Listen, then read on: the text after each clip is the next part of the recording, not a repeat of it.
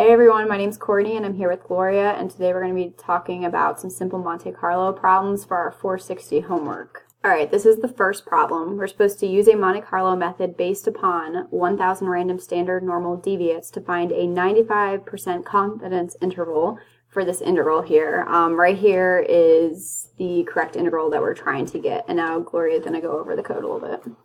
So the first thing that we need to do is we can see e to the power of negative x squared. That looks very similar to the standard normal distribution. So we're going to factor out the standard normal distribution. You can see that here in the mu and the sigma.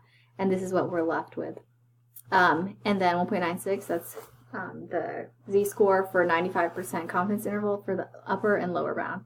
So this is what we got when you ran it in MATLAB, 1.44 and 1.38. And between that is what we wanted to get, which when we did the closed form integral for comparison.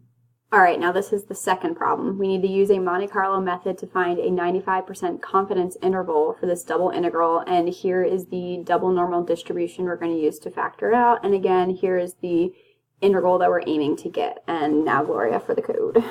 So very similar, we also needed to factor out, this time, the double normal distribution, and this is what we were left with. Something to point out here is in the previous problem it was 1,000 normal standard deviates, and this it wasn't specified, so this is 3 million. That'll give us a better estimate.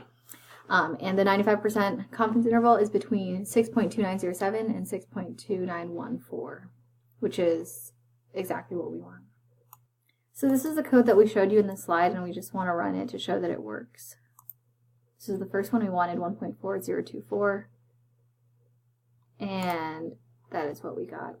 Second problem, which was the double normal distribution, we're also going to run it.